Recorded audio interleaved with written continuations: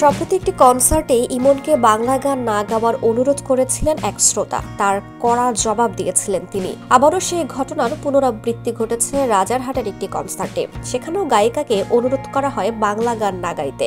এখানেও শ্রোতাদের উদ্দেশ্যে স্পষ্ট ভাষায় এই গায়িকা বলেন, বাংলায় থাকতে হলে বাংলা গান শুনতে হবে।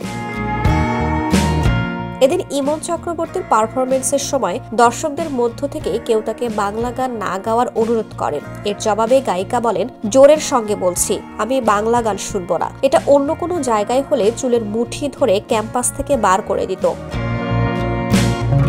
বাংলায় থাকছো, বাংলায় রোজগার করছো, আর বাংলা গান শুনবে না বলছো। তিনি আরো বলেন, ফালতু জিনিস করবে না। এই রাজ্যের নাম বাংলা। পাঞ্জাবি গান শোনো, মারাঠি গান শোনো, ইংরেজি গান শোনো বাড়িতে, কিন্তু তোমার সাহস হলো কি করে আমায় বাংলা গান গাইতে না বলতে? এই ভণ্ডামিগুলো করো না। সাহস থাকলে স্টেজে এসো। এর আগে অবশ্য একটা শোতে ইমনকে একই অনুরোধ করা হয়েছিল। তখন গায়িকা বলেছিলেন, বাংলা গান যদি না শোনো তাহলে পাতলি গালিসে নিকলো। এ বিষয়ে ইমন পরে বলেছিলেন, এই কথা বলার জন্য তার কোনো দুঃখ নেই। এটার জন্য কাউকে কোনো কৈফিয়ত দেওয়ার দরকারও নেই বলে মনে করেন এই শিল্পী। ঠিক বলেছেন নাকি ভুল বলেছেন, যে যার মতো ধরে নিতে পারেন। বাংলায় থেকে আমি যদি রবীন্দ্রনাথের গান শোনাতেই নাই পারলাম একটা মঞ্চে উঠে, তাহলে আমি কেন গান গাই?